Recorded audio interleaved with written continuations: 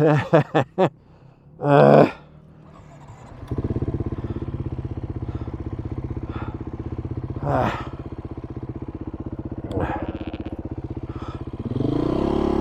I don't know about this.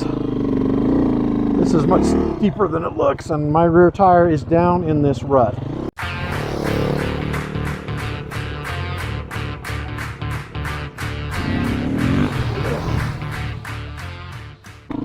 Well, hi guys, Lance here from the Rocky Mountain Life channel. I'm out for another late fall ride with Super Dave and one of his buddies. And I did not ask Super Dave's buddy for permission to use his name in the video.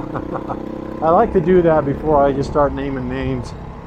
I just think it's the courteous thing to do. So I'm probably just going to refer to him as Super Dave's buddy today. But there's three of us out here. Super Dave's buddy is riding a Kawasaki KLX 300.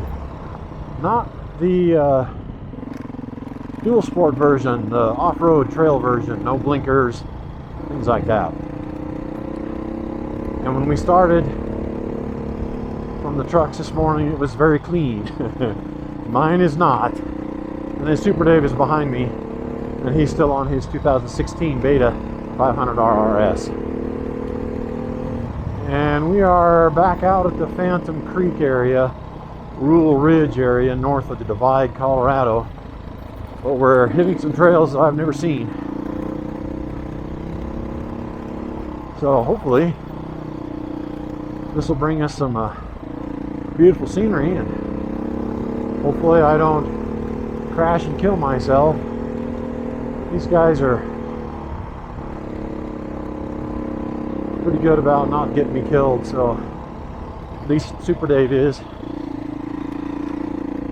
And his buddy knows that I'm a novice. So I think we're going to be fine, and I think it's going to be beautiful, and I think we're going to have a good time.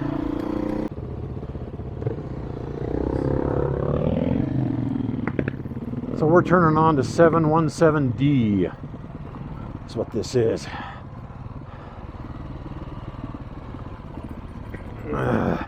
Yerg. Right down the middle of the rut, Lance. Of course.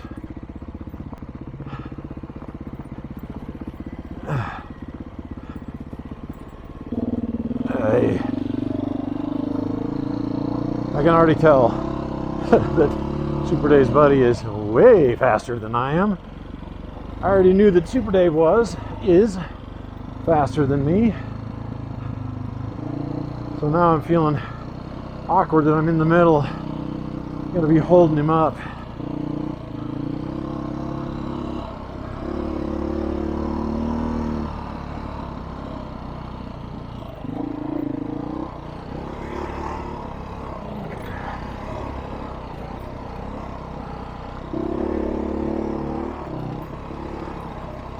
That's usually why I prefer to be at the back.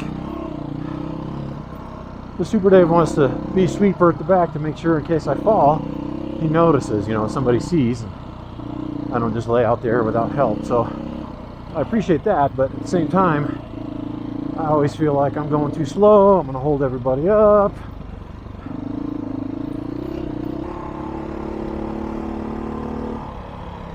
Now, when I was out here earlier this fall, with Super Dave, we rode all of 717, but that was the main one, the main 717. This is 717D. It's one of the offshoots that happens on these trails sometimes. I've never been on this one. Sometimes they're more difficult than the main one. Sometimes they're not. They're just different, you know, go to a different spot.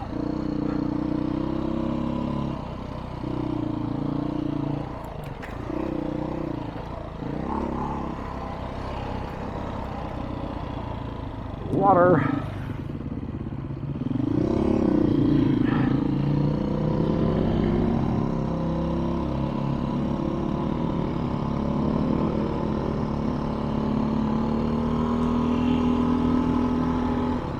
So, for those of you that have watched very many of my prior videos, particularly the ones from this year, and then during the summer, keep it clean here if I can. I've made some comments before about if anybody wanted to come out here and ride with me, especially if you're coming from out of state and you just want to see some Colorado trail areas. There's so much space out here, just in this one area, basically the same parking area. This is now like my 4th time out here in the last couple of years. I'm still seeing things I've never seen before. So if you guys are looking for a place to come out and ride, some spots that look like this, if this looks interesting to you, let me know and see if we can figure it out. My rule is I'm not going to ride with axe murderers or psychopaths. And if you're a professional racer, you know, somebody that's really, really fast and is only happy going really, really fast, then probably don't want to ride with me. I'm sure if you've watched any of my videos, you already know that. But man, this place is something special. Oh, that was sandy.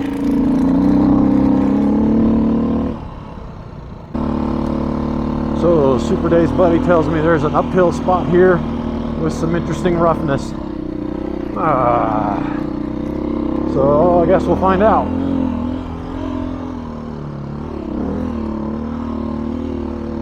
I usually prefer going uphill over down.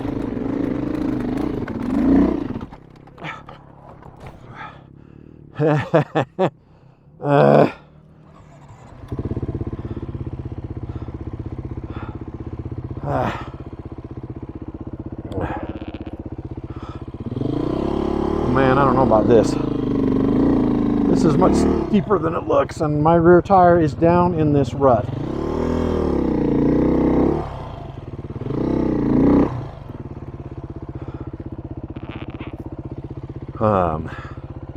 So the question is, how do I get out of here?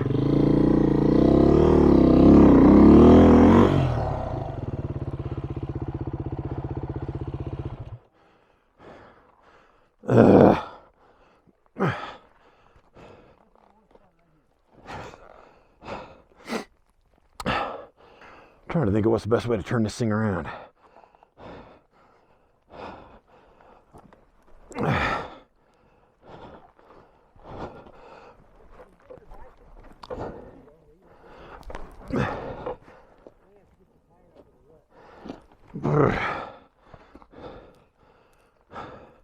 This is why they put grab handles on these betas. 3 days later.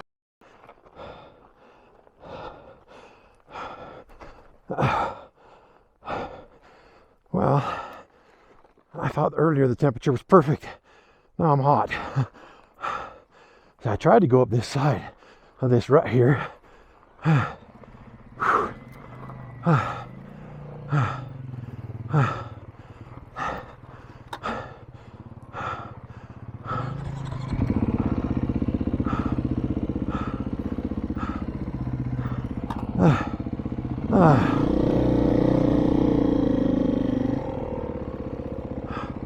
Man, I don't know about that.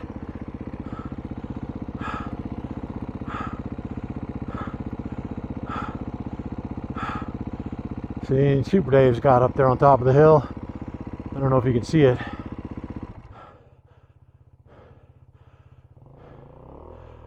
I don't think I can do that either.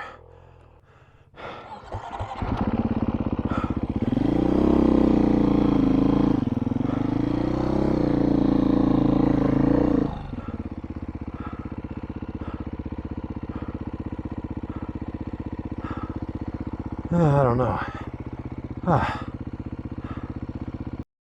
Approximately 10 hours later. All right, let's see if I can get going here.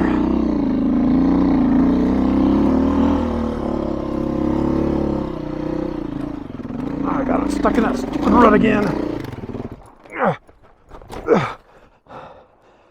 But I got over the hump. All right, Mr. Lance, try not to embarrass yourself too much. 2 minutes into the ride. I'm glad this bike doesn't weigh 300 pounds.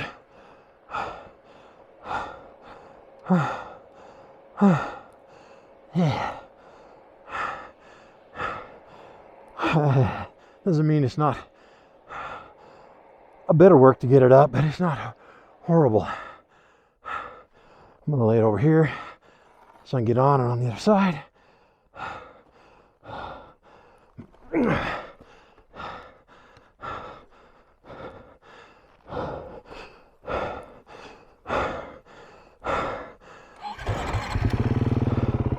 All right.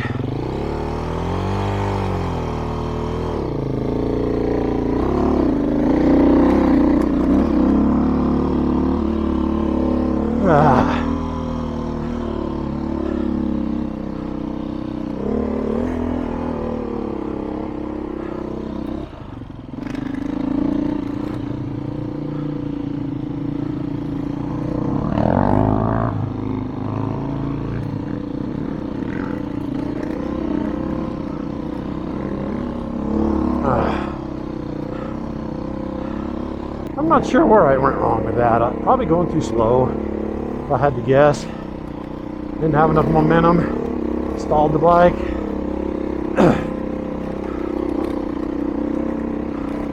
That's usually what gets me in trouble with those. Now we've turned on to 717A. We just did a short jaunt on 717, which I have ridden before. Super Dave took me through the length of the main 717 a while back. We took that just to get down here to 717A. I don't believe I've ever been on 717A. I also got permission from Super Dave's buddy to use his name. His name is Shannon. And he's riding a KLX 300R. That was the part that I'd forgotten earlier, was the R part. And he's got an aftermarket pipe on it. So it's basically as loud as our betas, which are not known for being overly quiet. Oh, holy shnikes. Ah.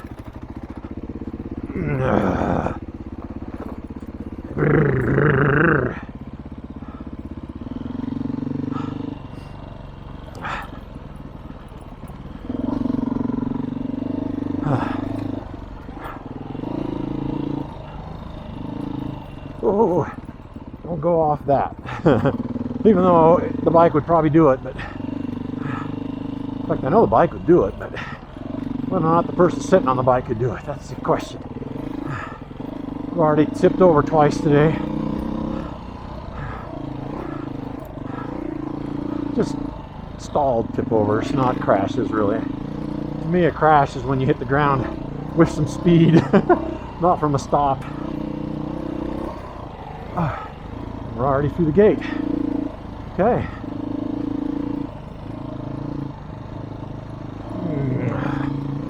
Beautiful place though, isn't it? And the weather's so good.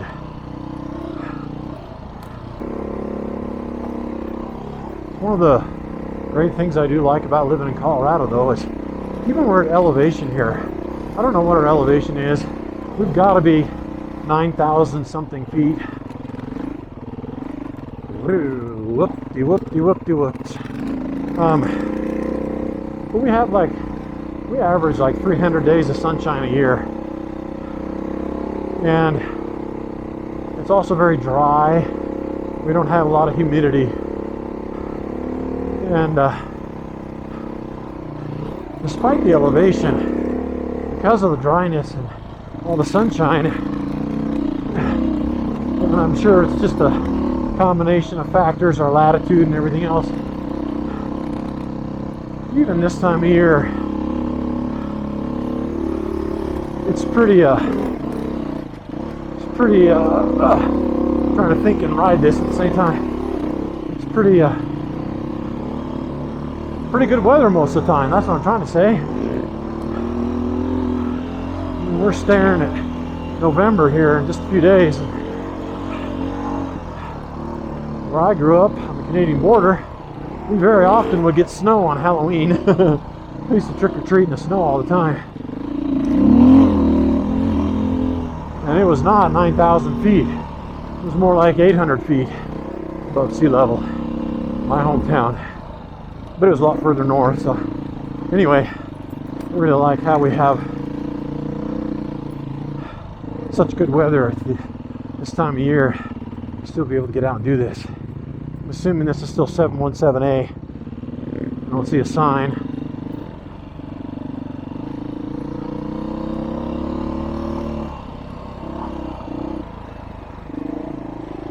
Yeah, Shannon can really move through this stuff. He's being great about stopping every so often to let me catch up, make sure I'm okay. Both he and Super Dave have a Cena communication devices, so they can actually talk to each other. I don't have one. I would like to have one, but it's been a financial issue. My wife's and my combined income has dropped about 30% in the last year and a half because of her job situation. She lost a lot of income, almost a $10 an hour pay cut compared to where she used to be. It's funny, when I bought the bike, we were feeling fat and happy financially. Our debt wasn't too bad. Our income was good. And we were feeling pretty good, so we bought the bike, bought the helmets, you know, the clothing, and everything that goes involved with all this, bought the camera, and all that stuff so I could make these videos. And then about 8 months later, the job changed for her. Company restructured, lost her employment. Took her a while to find more. So we're not as financially fat and happy as we were 2 years ago when I got the bike. And so that's part of the reason why I don't have a communication device. Ferret Face has one, and I know he would like it if I got one as well. It'd make things interesting, more fun, and better for us when we ride together. But I also, for the first year and a half I owned this, rode alone so much, there really wasn't much point in having one. I wasn't going to have anybody to communicate with. Well, whew, man, I just about hit that tree. I thought for sure the handlebar was going to get it, but I managed to dodge it. So anyway, person in the front's got a communication device with the person in the back. That's to help keep me safe in the middle. I appreciate that.